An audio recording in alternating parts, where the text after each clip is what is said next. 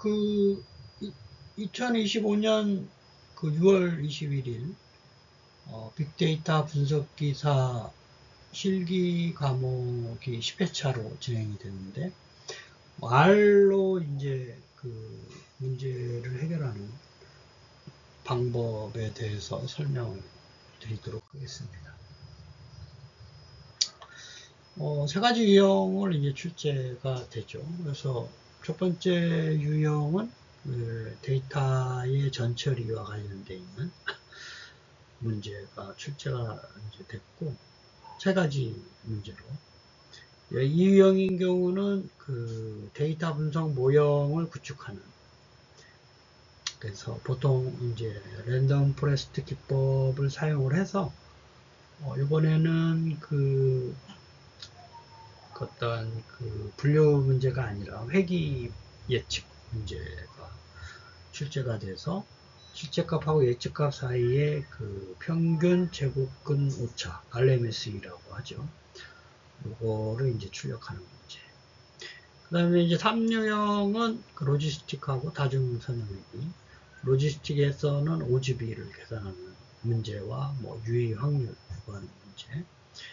그 다음에 다중선형회귀에서는 종속 변수를 예측하는 그런 문제가 출제가 됐습니다. 작업형 1유형의 이제 세 가지 문제를 좀 설명을 드릴 텐데, 데이터셋은 이제 그 문제에서 공유를 안 하고 있어서 가공된 데이터셋을 가지고 설명을 드리도록 그렇게 하겠습니다.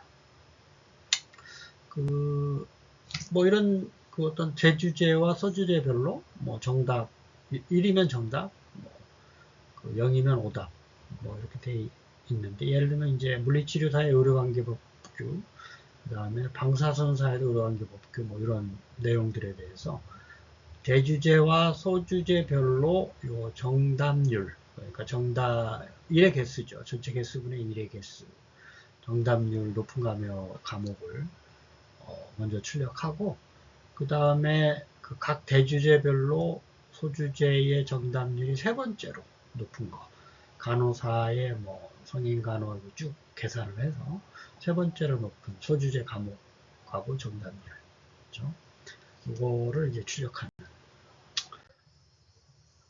그래서 기본적으로 DPLYR과 뭐 STRINGR, 뭐 요러한 어떤 연산자, 문자열 처리를 위해서 인스톨 패키지와 라이브러리는 뭐 여기서는 생략을 하긴 했지만, 그거를 이제 하셔야 되고, 그거는 이제 파일에 있는 위치를 지정을 하는 거니까 파일을 읽어와서 한글이 있어서 UCKR로 인코딩을 하고, 그 다음에 이제 여기서부터 이제 그 데이터의 그 그룹 바이 함수, 데이터 프레임에 있는 대주제와 소주제별로 합계, 정답의 합계를 구하고 개수를 구해서 나눠지면 정답률이 되고, 이거는 이제 그 그룹을 다시 해제하는 기능이 되겠죠, 옵션이.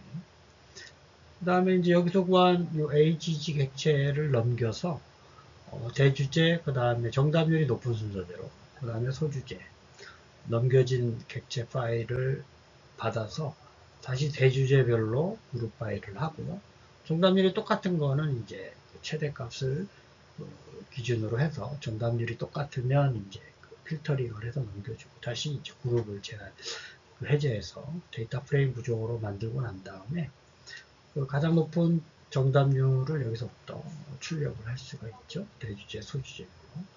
1이라고 하나 다 맞췄다라는 거니까. 그렇죠?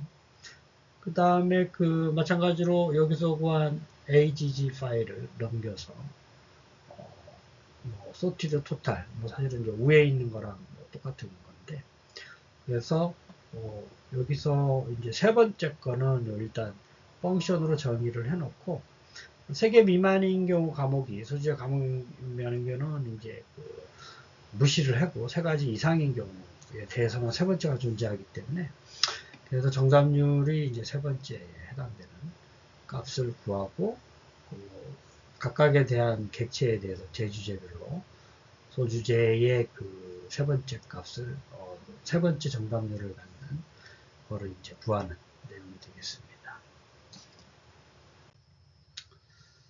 그래서 이제 세 번째로 높은 주제, 제 대주제별로 세 번째로 높은 거를 이제 출력을 하고, 각각의 대주제별로 소주제는 이제 이렇게 반복문을 써서 그 출력을 할 수가 있습니다. 그 다음에 이제 두 번째는 그 연도와 월에 대해서 판매액을. 그래서 이제 데이터셋이 그 첫 번째 요 YM이라고 하는 열을 보면 그 연도점 월이 되어 있죠. 이걸 이제 분리를 이제 해야 되는 거예요. 예전에도 뭐 비슷한 문제들이 이제 나왔었는데, 왜냐하면 연도와 월별로 요 판매액을 이제 합을 구해야 되기 때문에, 이거는 문자열이어서 연도와 월로 구분을 하는 거죠. 하고 난 다음에 그 연도 연월별 판매액의 합계를 구하고, 두 번째로 판매액이 높은 연도 월 판매액을 이제 합계를 구하는, 그리고 두 번째는 이제 네 번째로 높은 판매액을 나타내는 연도에 대해서 그 가장 판매액이 높은 월을 출력하는 문제가 되겠습니다. 마찬가지로 이제 두 가지 패키지를 먼저 설치를 하셔야 되고, 데이터를 읽어와서 여기 보면 요거 있죠. 요거 str 언더바 스플리트 픽스드, strlingr 스트링 array 문자열에 관련된 라이브러리. 그래서 요게 이제 escape 특수문자 점을 기준으로 분류가 되어 있기 때문에, 점을 기준으로 분류를 해서 두 개로 분류를 해서 앞에 있는 놈 연도가 되고, 뒤에 있는 건 월이 되겠죠. 정수 처리를 하게 되면 연도와 월이 구분이 되고, 월 넘겨서 연도 월로 그룹을 해서 판매액의 합계, 이거는 이제 그 결칙치를 이제 제외하고, 그래서 다시 이제 데이터 프레임으로 만들어주고, 내림차순 다시 정렬을 하고, 가장 높은 값이 이제 판매액이 높은 값이 먼저 오도록 데이터 프레임을 바꾼 다음에, 두 번째로 높은 거는 요 2라고 하는 인덱싱이 이제 있겠죠.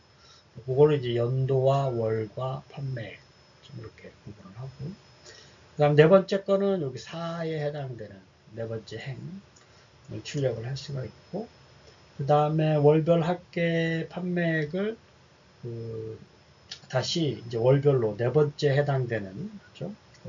그래서 각각에 대해서 네 번째 해당되는 걸 구하고, 그 네 번째 해당되는 해에서 가장 높은 월을 나타내는, 그렇죠? 4월이고 38,700원이다.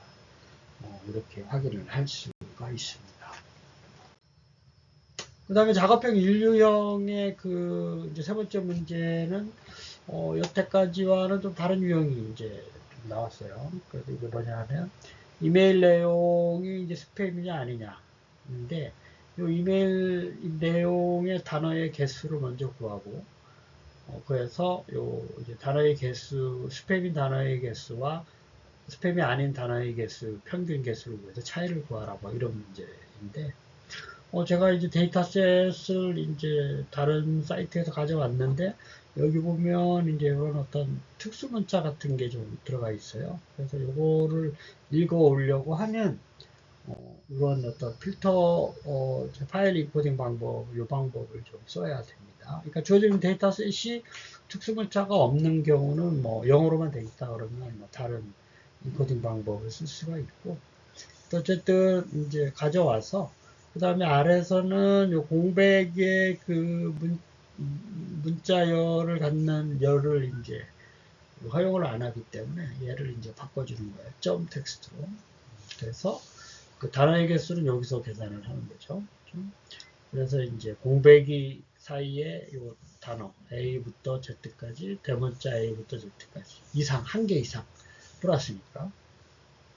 그래서 그 df를 was라고 하는 열을 추가를 하고, 그 다음에 스팸인 경우에 평균 단어의 개수, 평균값, 그 다음에 스팸이 아닌 경우 평균 단어의 개수를 구해서, 평균 단어의 개수가 스팸인 경우는 184개 정도 되고, 스팸이 아닌 경우는 뭐 239개 정도. 스팸이 아닌 게 이제 그 단어의 개수가 좀 적은 거죠. 빼면 이제 ABS를 구해서 절대값을 이렇게 구할 수가 있습니다. 그래서